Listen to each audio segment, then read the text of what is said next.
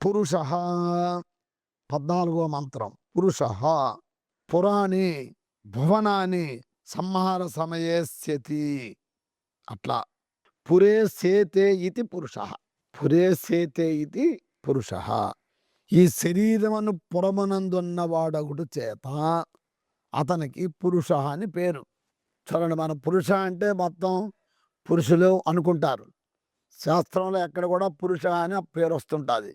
ఉత్తమ పురుష స్తన్య పురుష అంటే పురుషుడు అంటే ఏదో పురుషులు స్త్రీలను కాదు. ఇక్కడ పురుష అంటే జీవుడు. అట్లా ఈ శరీరం ఉన్నవాడు ఆత్మ. ఆ జీవుడు అని అర్థం ఎక్కడైనా ఆ విధంగా చేసుకోవాలా. ఎందుకంటే శాస్త్రాల్లో పురుష స్త్రీ, ఇది స్త్రీ అని ఉండదు. పురుష అంటే జీవుడు. స్త్రీలో ఉన్నది జీవుడే, పురుషమనే దేహంలో ఉన్నది జీవుడే, స్త్రీ దేహంలో ఉన్నవాడు కూడా జీవుడే. జీవుడు ఒక్కడే, శరీరం వేరు, శరీరం భేదం వేరు, అంతేగాని జీవుడు ఒక్కడే. అటువంటి శరీరమును నవద్వారములు గల పురమనందు నివసించిన వాడు కాబట్టి ఆయనకి పురుష. కంటి ద్వారాలు 2, ముక్కు ద్వారాలు 2, శ్రవణేంద్రియ ద్వారాలు 2, నోటి ద్వారం 1, మలద్వారం 1, మూత్రద్వారం మరి 1, మొత్తం 9 ద్వారాలు. చూడండి, 9 ద్వారాలు. ఈ 9 ద్వారాలు గల శరీరమును పురములో నఖ అంటే నఖ గోరు, శిఖ అంటే కాలగోరు మొదలుకొని శిఖ పర్యంతము వ్యాపించి ఉన్నవాడే పురుషుడు. అట్లా కాళ్ళలో గోరు చివర మొదలుకొని శిరస్సులో వెంట్రుక చివరి భాగం వరకు నివసించి ఉన్నవాడే, అతడే వ్యాపించి ఉన్నవాడు అన్నమాట. ఇదంతా వ్యాపించి ఉన్నవాడు శరీరం అంతా, అతడే పురుషుడు. అందుకే పురే సేతి పురుష. పురా ఆసీతి పురుష అని కూడా ఉంది. పురా ఆసీతి పురుష అంటే ఏమిటి? పురా అంటే ముందే. ఈ సకల ప్రాణులకు జన్మించుటకు పూర్వమే. సకల ప్రాణులు జన్మించడానికి పూర్వమే ఉన్నవాడొకటి చేత అతనికి పురుష అని పేరు వచ్చింది. పూరయతి ఇది పురుష అని ఇంకొక అర్థం కూడా ఉంది. పూరయతి ఇది పురుష. పూరయతి అంటే ఈ జగత్తనంతా పరిపూరించేవాడు. ఈ జగత్తు ఆయన చేతనే పూరించబడింది. ఆయన లేకపోతే జగత్తంతా ఒట్టి డొల్ల అంటారు చూడండి, డొల్ల. ఒక్కోసారి చీమలు ఓ బాదం పప్పు గింజల మీద పెట్టాలనుకోండి, అందులో ఉన్న పదార్థం అంతా తినేస్తుంది. ఏమి అసలు దాని మైండ్ అసలు ఏమి అసలు గొప్ప టాలెంట్. చూడండి, మనకేం టాలెంట్ ఉంది? నీకున్న టాలెంట్తో నేను గొప్పవాడిను అనుకుంటున్నా. నీ టాలెంట్ దాని దగ్గర ఎందుకు పనికిరాదు. ఒక్క చీమ అది మన ఎంత అసలు కంటికి కనబడినట్టు ఉంటుంది. ఒక బాదం గింజ ఆ దీనిని అది తింటే లోపలంతా తినేస్తుంది, దాన్ని వదిలేస్తుంది. ఆ పొట్టు దాన్నే డొల్ల అంటారు. చూడండి, లోపలేం ఉండదు. అట్లా ఈ జగత్తులో పరమాత్మే ఆయన నింపకపోతే లేకపోతే ఇదంతా ఒక డొల్ల, ఏమీ లేదు. అందుకే ఎవ్వని చేజనంచు జగం ఎవ్వని లోపల నుండు అంతటిందుడై ఎవ్వని. చూడండి, ఎక్కడ గజేంద్ర మోక్షంలో చెప్తున్నాడు, ఎవరి చేతి జగత్తంతా పుట్టిందో ఎవరిలో నిజవుతుందో అని. అటువంటి జగత్తు పరిపూర్తిని పొందుతున్నదో అతడే పురుషుడిని చెప్పబడుతున్నాడు. పూరయతీతి పురుష. ఎవరి చేత జగత్తంతా పూరింపబడుతున్నదో ఆ వాడికి పురుష అని పేరు. మరి అటువంటి పరమాత్మ ఏమి పూర్ణ పురుషుడు, ఆయన పరిపూర్ణమే అని మనం తెలుసుకోవాలి. అట్టి పురుషాయ నమః, అట్టి పరమాత్మకి నమస్కారము. ఈ సహస్రనామాలు కదా, స్తోత్రం నామాలు, ఒక్కొక్కటి ఒక్కొక్క నామం, ఒక్కొక్కటి ఒక్కొక్క మంత్రం. చూడండి, తర్వాత సాక్షి. సాక్షి సాక్షాత్తు అవ్యవధానేన స్వరూప బోధేన సర్వం ఈక్షతే పశ్యతి ఇది సాక్షి అని. సాక్షాత్తు అవ్యవధానేన, వ్యవధానం లేకుండా, స్వరూప అవబోధేన, స్వరూప బోధేన సర్వం ఈక్షతే. చూడండి, మనకు వ్యవధానం లేకుండా ఈ లోపలే ఉన్నాడు. ఆ అవ్యవధానం అనమాట.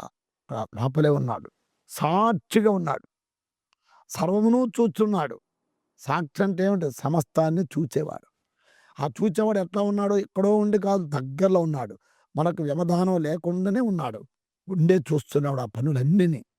మనం చేస్తున్న పనులన్నీ దగ్గర ఉండి, మనం ఏదేది చేస్తున్నాం, ఏదేది తింటున్నాం, ఏదేది మాట్లాడుతున్నాం, ఏదేది మనస్సుతో స్మరిస్తున్నాం, ఏదేది కంటితో చూస్తున్నాం, చెవితో వింటున్నాం, ముక్కుతో వాసన చూస్తున్నాం, ఆ నాలుకతో ఏదైతే రుచి టేస్టులు తింటున్నాం, ఏది స్పర్శిస్తున్నాం, ఎలా మనస్సుతో ఆలోచిస్తున్నాం, ఇవన్నీ కూడా సాక్షిగా ఉండి ఆయన చూస్తున్నాడు. మనం అనుకోవచ్చు, భగవంతుడు ఎక్కడ ఉన్నాడు, మనం ఏది చేసినా పర్వాలేదు, ఏది తిన్నా పర్వాలేదు, ఏది తాగినా పర్వాలేదు, మనకు భగవంతుడు ఏమీ తెలుసుకోలేడు అనే ఒక అంధప్రాయం. కాదు, భగవంతుడు అన్నీ తెలుసుకుంటున్నాడు. నువ్వు అడుగడుగులో తెలుసుకుంటున్నాడు. సీసీ కెమెరాలు పెడితే ఆ సీసీ కెమెరాలు ఆ దాంట్లో వచ్చిన వాడు ఎక్కడ ఎటు తిరిగినా, ఏ మూల తిరిగినా, ఏ ఇంట్లోకి వెళ్ళినా, ఎక్కడ ఏ వస్తువు పట్టుకున్నా ఎలాగైతే తెలియబడిపోతాడో, కెమెరాలో పడతాడో, అట్లాగా భగవంతుని యొక్క దీంట్లో వీడంతా పడిపోతాడు. ఆయన సాక్షిగా ఉన్నాడు, పరిస్థితి చూస్తున్నాడు. అట్లా చూడండి. అందుకు కాబట్టి ఈ యొక్క మంత్రం భగవంతుడు సాక్షిగా ఉన్నాడు, జాగ్రత్తగా పనులు చెయ్యాలి అని తెలుపుతుంది. ప్రతి మానవ హృదయ క్షేత్రమునందే ఉన్నాడు. హృదయ క్షేత్రం ఉన్నాడు. క్షేత్రజ్ఞం చాపిమా అంబిద్ధి సర్వక్షేత్రేషు భారత. ఓ అర్జున, నేను క్షేత్రజ్ఞుడిగా, క్షేత్రములో ఉన్న క్షేత్రజ్ఞుడిగా నన్ను తెలుసుకో. ఈ దేహంలో ఉన్న ఏహిని నేనే అనేసరి. అందుకే శారీరక, మానసిక, కాయక సకల కార్యకలాపాలను చూస్తున్నాడు. ఎలా? సూర్యుడు అన్ని వస్తువుల యందును చక్కగా ప్రకాశించుచున్నాను. ఆయా వస్తు గుణదోషాలతో ఎట్లాగైతే సంబంధపడి ఉండడో, అట్లాగే మన పరమాత్మ మన దేహంలో ఉన్నప్పటికీ మనం చేసినటువంటి క్రియలు, తప్పులు, ఒప్పులు, ఈ దోషాలతో ఆయనకి ఏ సంబంధం లేదు. సూర్యుడు ఎలాగైతే ఉన్నాడో అలాగే మనలో పరమాత్మ ఆ విధంగా ఉన్నాడు. అందుకు కాబట్టి ఆయా కర్మల గుణదోషములతో సంబంధం లేకుండా ఉంటున్నాడు. అదే సాక్షి. శ్లోకంలో చూడండి, ఇద్దరు మాట్లాడుకుంటారు, కొట్లాడుకుంటాడు, వాడిని వీడు చూస్తారు, వాడు ఎదురుగా చూస్తూ ఉంటాడు, వాడు సాక్షిగా ఉంటాడు, అదేది మాట్లాడు. వీళ్ళ కొట్టుకోవడం, వీళ్ళు తిట్టుకోవడం, వీళ్ళ రకరకాలైనటువంటి ఆ వికారాలన్నిటికీ, ఆ చేష్టలన్నిటికీ అతనిలోని ఏ మార్పు లేదు. ఉండి చూస్తూ ఉన్నాడో అతడే సాక్షి. భగవంతుడు ఆ విధంగా సాక్షి. అందుకాబట్టి ధర్మ మార్గంలో ప్రవర్తించాలని, ఆ ధర్మ మార్గంలో ప్రవర్తించినట్టయితే దాని తగిన ఫలితాన్ని నువ్వు అనుభవించాలని ఈ నామం అనేది మనకి బోధిస్తుంది. ధర్మవిరుద్ధ కార్యాల్లో రహస్యంగా ప్రవర్తించుతున్నాను, ఆత్మ సాక్షి అయి సర్వాన్ని గ్రహిస్తూనే ఉన్నది అనే జ్ఞానం కలిగి ప్రవర్తించాల. అప్పుడే మనిషి ఈ అబద్ధాల నుండి, అసత్యాల నుండి, అన్యాయం నుండి బయటపడగలడు. అప్పుడే గొప్పవాడు కాగలడు. అంతవరకు ఇతడు ఎన్ని పూజలు చేసినను, ఎన్ని తీర్థయాత్రలు చేసినను, ఎన్ని స్తోత్రాలు చదివినను అవి ఒక సామాన్య స్థితిని ఇస్తాయి. ఈయనకి విశేషాన్ని కలిగించవు. నువ్వు ఎప్పుడైతే ఈ యొక్క ధర్మాన్ని ఆచరిస్తూ భగవద్ మార్గంలో చెప్పినట్టు నువ్వు ఆచరించుకున్నట్టయితే తప్పక నువ్వు చేసినవన్నీ నీకు ఎక్కువ ఫలితాన్ని ఇచ్చి నీకు మేలును కలుగు చేస్తాయి. అట్లా అందుకాబట్టి భగవంతుడు ఏమిటంటే సాక్షి. తర్వాత క్షేత్రజ్ఞ, నెక్స్ట్ పదం వచ్చింది క్షేత్రజ్ఞ. క్షేత్రాన్ని హి శరీరాణి బీజం చాపి శుభ అశుభం తాని వేత్తి సా యోగాత్మ తతః క్షేత్రజ్ఞ ఉచ్యతే అని. అంటే ఏమిటి? ఈ శరీరమునకు క్షేత్రమని పేరు. ఈ శరీరము శుభ అశుభ అంటే శుభాశుభ కర్మల వల్ల కలుగుతున్నది. ఈ శరీరం ఎలా కలుగుతుంది? మంచి కర్మలు చేస్తే, చెడు కర్మలు చేస్తే, ఈ చెడు మంచి కర్మల వల్ల శరీరం అనేది మనకు కలుగుతున్నది. ప్రతి క్షేత్రమునందు క్షేత్రజ్ఞుడు పరమాత్మ ఇందులో వెలుచెల్లుతున్నాడు, అంటే ప్రకాశిస్తున్నాడు. క్షేత్రమును నశించుచున్నను, క్షేత్రజ్ఞుడు ఇందులో నశించటం లేదు. క్షేత్రజ్ఞుడు ఇందులో నశించటం లేదు. క్షేత్రమునకును క్షేత్రజ్ఞునికును గల భేదమును గుర్తించి గ్రహించుటయే జ్ఞానం. క్షేత్రజ్ఞుడికని క్షేత్రానికని గల భేదాన్ని మనం గ్రహిస్తే అదే జ్ఞానం. అంటే విచారణ, discrimination. What is the real, what is the unreal, what is the nature, అసలు సత్యమేది అసత్యమేది, what is the truth, what is the untruth, ఏది సత్యం ఏది అసత్యం.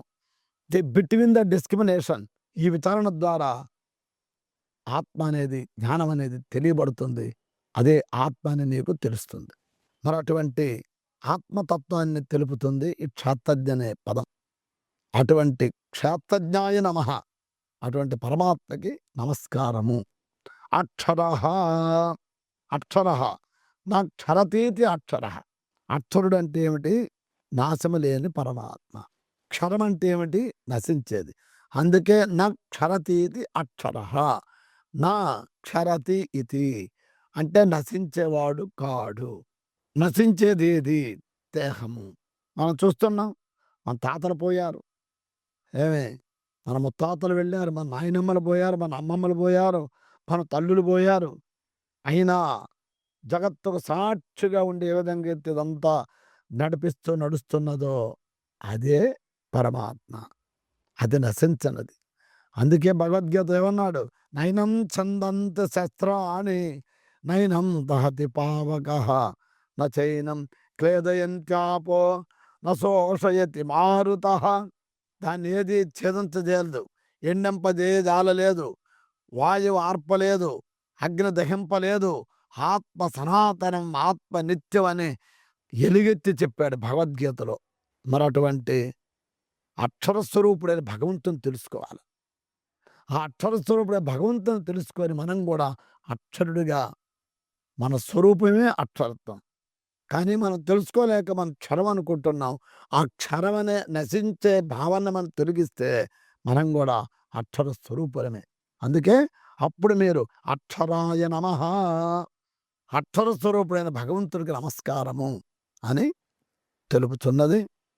మరి ఇటువంటి భగవతత్వాన్ని ఈ నామాల్లో మీ అందరూ కూడా చక్కగా అవగాహన చేసుకొని ఆకలింపజేసుకొని ఒక గొప్ప ఆనందాన్ని పొందగలరని, అటువంటి ఆనందాన్ని సౌభాగ్యాన్ని ఆ భగవంతుడైనటువంటి పరమాత్మ మీ అందరికీ కలిగించాలని కోరుతూ స్వస్తి. ఓం శాంతి శాంతి శాంతి.